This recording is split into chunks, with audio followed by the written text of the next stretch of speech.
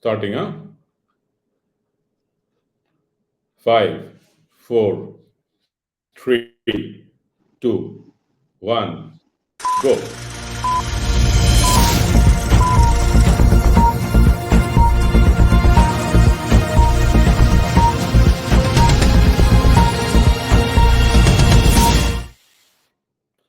Good evening. This is Mrinal Talukar once again with one more episode of The Wine, and this time we are going to discuss about the person politics, especially after the recent looks of election where, except Jorhat, definitely BJP in an expected line has swept the entire poll, but the Jorhat Lok Sabha constituency's spectacular win of Gaurav Gogoi has opened up so many fronts, and that's why we want to discuss it in depth because in the months to come, Upper Assam, which is absolutely have 45 assembly constituencies, will have a different kind of atmosphere. Already signs are available.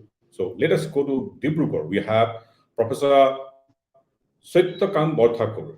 Satyakam Barthakur, welcome to my show. So, can you see me? Yes, Satyakam Barthakur, welcome to my show.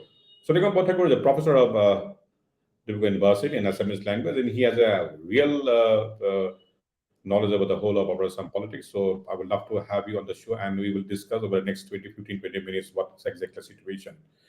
Before we actually start whole proceeding, let us now go some of the graphic which I would like to play here. It's a big win for actually Sonwal, which no one will disagree.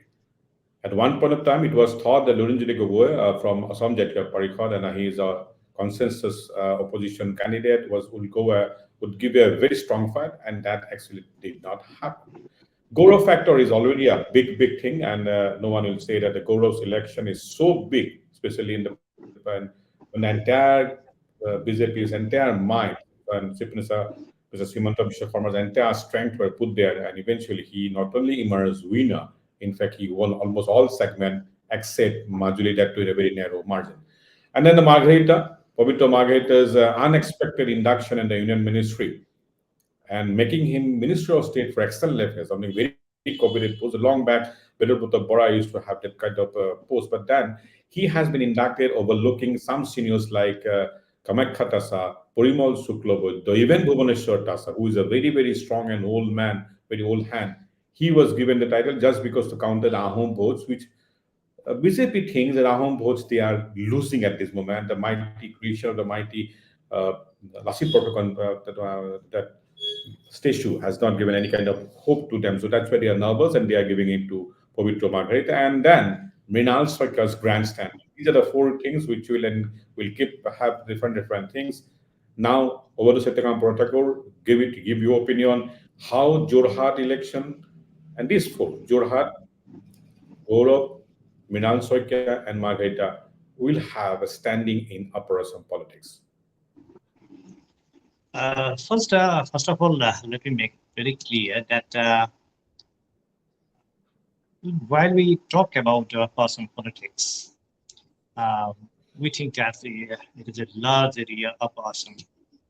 But practically, Upper Assam means if you will talk about Dibrugarh, parliamentary constituency, Jorhat, and Lakhimpur, then it is only 29 constituencies, assembly constituencies that's here. And if you will include Golaghat, Dergaon, and Khumtai from Kaziranga, from the perspective of demographical pattern of the assembly constituencies, if you will include these three constituencies, then it will be 32. From 126 constituencies of Assam, only 32 constituencies, according to the demographical similarities, it is the Assam sentiment. So you see, this is quite different. Upper Assam politics is quite different from Lower Assam or hill districts or Barak Valley. Definitely, Gaurav Gogoi's victory it will create a long-term impact in the politics of Assam, and he has already declared that he will come to the state politics. He's willing to come to the state politics. If he will come to state politics, then he will be a symbol of Ahom politics again. And regarding the inclusion of Pabitra Margherita, of course, I believe that nice gentleman, he talks very well, sharp personality, but representing Ahom community is quite different kind of thing. You see, the dynamics of the whole political scenario, uh, Ahom community can play a vital role. In Dibrugarh constituency, if Ahom community and T-type community votes will this will go to one single party, then the whole scenario will be go in favor of that party, political party. And again, in Jorhat, you see, I have some statistics. I can tell you, I can give you that statistics. Good. You see, in uh, Dibrugarh, say 14 to 16. This is from the Chanakya survey. They made survey, and according to the surnames, they made some survey. They have some data. I'm collecting data, a little bit old data, but it is reflecting 14 to 16% almost Ahom community votes are there in Dibrugarh, and 20% T community almost. So 14 to 16, say 15%, and 20%, 35%. If Kamakhya Tasa will be, he has been already excluded from the ministry. If Ahom community vote will go to other side, or they will go with Gaurav Gogoi, then 35% vote may not be with the ruling party. This is the political That you're dynamic. talking about. That you're talking about the Ahom and the T tribes community together. Yeah, if Ahom and T-type community will come together, But why and they will go to T-tribe one party. community will not explain me why T-tribe community will not be voting for the BJP when they have done so far so good. They have done infrastructure, they have the Yeah, yeah. schools. This is speculations only. This is Uh, speculations only. If Kamakhya Tasa will make, will they will offer him him a prestigious position. Kamakhya Tasa is a strong leader. What I believe, he's a very strong leader. Though Rameshwar Teliba is also a strong leader, but Kamakhya has acceptability among the youths of Upper Assam. Kamakhya has acceptability among the T-tribe communities and non-T-tribe communities also. So Kamakhya so Tasa is what the basically strongest leader of T-tribe community, what I believe. What I but believe. what basically you want to say that instead of Pabitra Margherita, whose entire candidates are whose inclusion in the ministry is basically because of a representative of the Ahom I community. don't know what Voting a better- political. I don't know what was the political calculation of the ruling party to include Yes. Margherita. Maybe because of his contribution was the press communication or media communication, or his contribution towards the party in winning the last election. Maybe all these factors were calculated during his inclusion. Uh, BJP, of course, BJP is very good in calculation, and but again, Kamakhya is a big factor. So if Kamakhya Tasa will be offered the BJP president, state president of BJP, then again the scenario will be a reverse scenario. What I believe, because in Jorhat, in Lakhimpur, in Jorhat, you see there is also around 10 to 12% community votes. Again, Yes. in Lakhimpur, there are less than 10%, but there are a significant number of T community votes. So Lakhimpur, I believe Lakhimpur is quite safe for BJP because there are ST vote, 30% ST votes in there, and ST majority constituency. So, So if 30% you ST votes. Yeah, please. no, my question is that for the viewers who are not accustomed with the normal person nitty gritty of all this thing, those who will be watching this, so don't you think that BJP has a very strong upper hand of the upper on the 45 seats if you leave out because I my calculation of this 48 seats is basically I have taken together Kaziranga and started from Kaziranga Lok Sabha constituency and Khunitpur. Kaziranga actually, because of the new demarcation, three non-Upper Assam constituencies of Lamding, Hosai, and Binakandi are included. So minus 40, tab 3, Upper Assam is 45. Don't you think that that except some seat in Jorhat, which is also basically for Gaurav Gogoi's great popularity during the Lok Sabha election, race is absolutely a full control of the BJP, minus the Now Boisha seat, which is definitely a Congress seat because of the Muslim population. No, you see, Jorhat, there is some different kind of calculations at the because the because in the last election, what we have seen, people were in favor of Gaurav.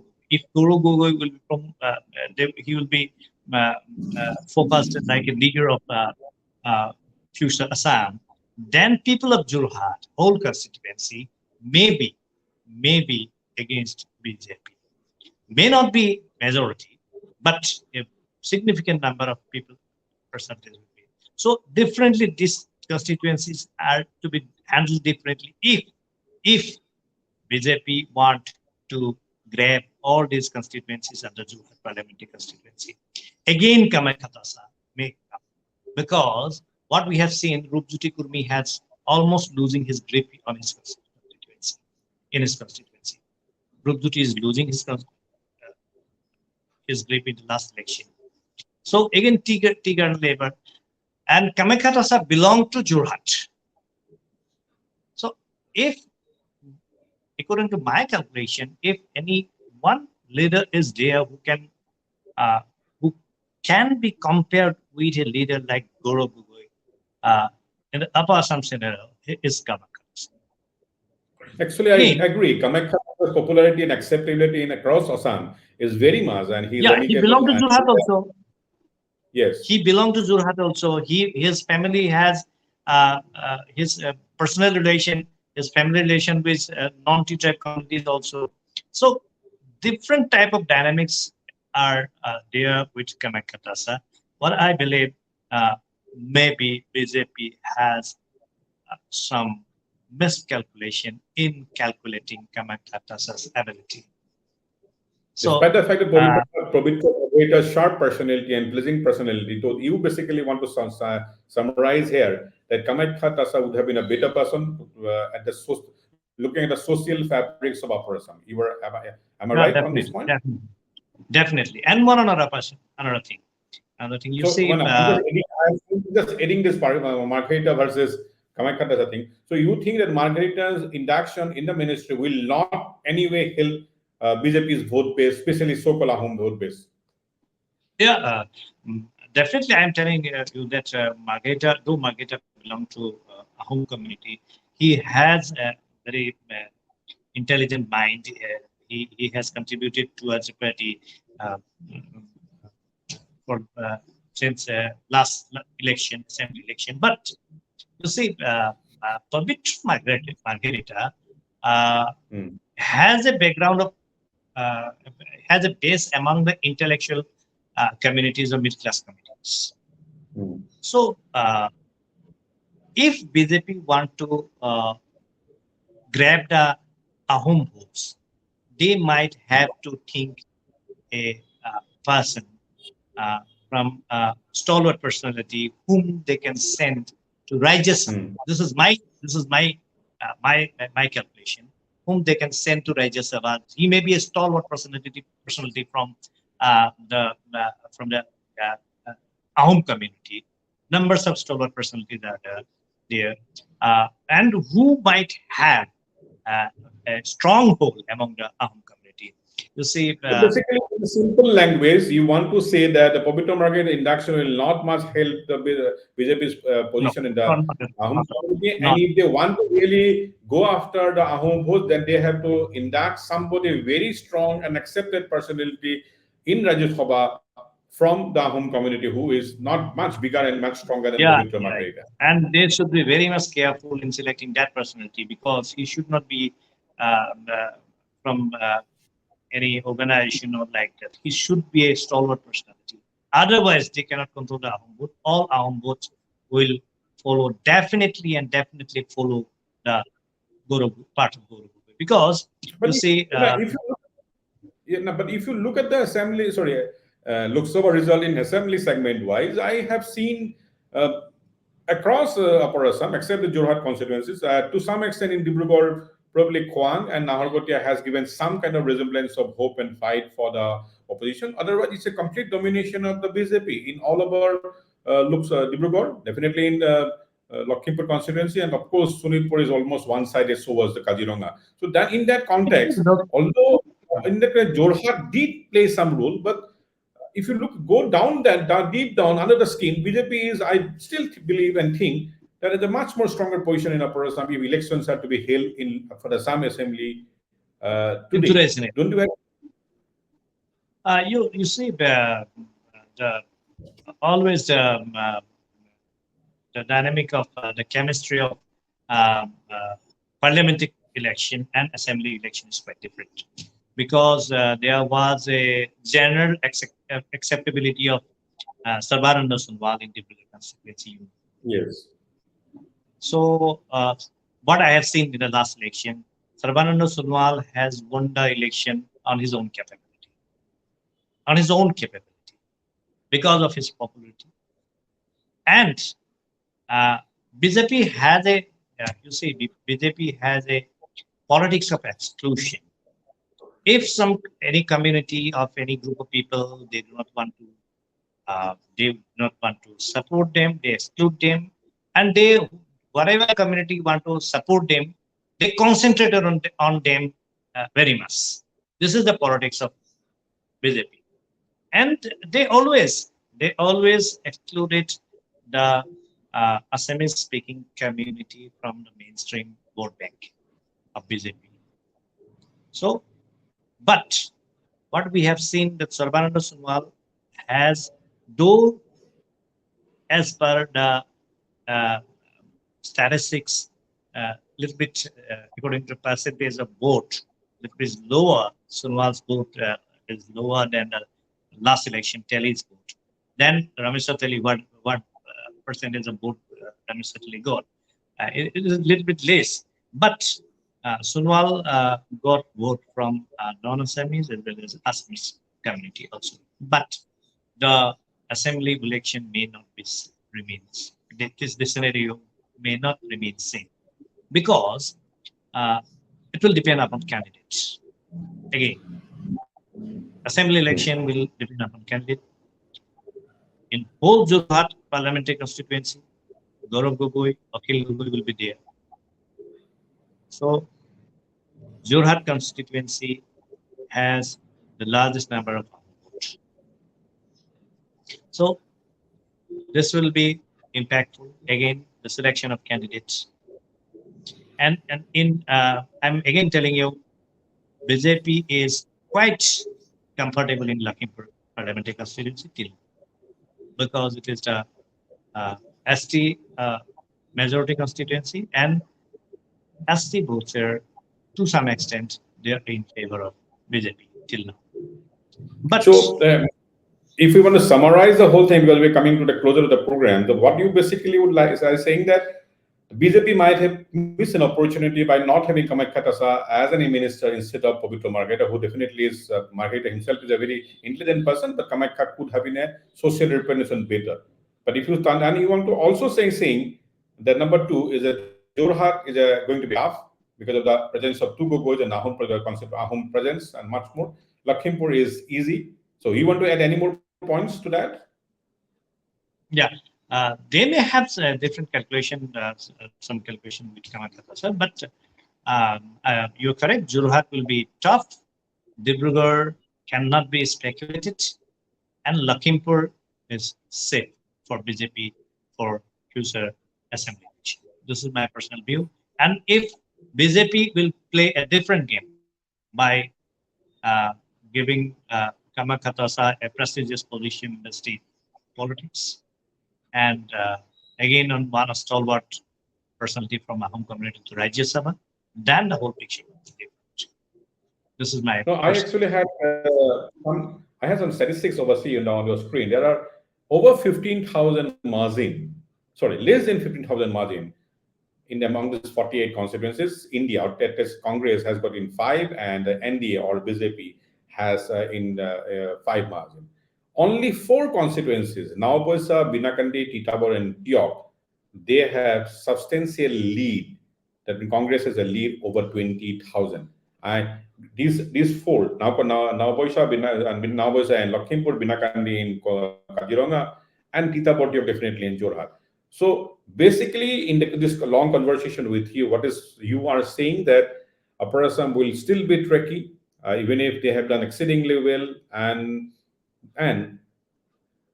during the Lok Sabha election, the Jorhat definitely they did well, but still BJP has to be cautious. Am I right? Yeah, BJP will be in a tough position because it has added some enthusiasm among the Congress people after victory of Gaurav Gogoi. So the central will work now. They will again they will go to field, which this central. So this will be tough. This will be tough, and they might have BJP want to fight in Jorhat, then they might have they should have different mathematics to uh, win the consequences of Jorhat. And Debrugar, it will depend upon the candidates. Debrugar Thank you depend very upon much. the candidate. Yeah. Thank you very much, Dr. Barthakur, once again for this information and discussion on Upper Assam. And the next episode, we would love to talk about the Muslim politics. We will go across to IIM Kashipur, where the Dean of IIM Kashipur, Professor Baharul Islam, will be there.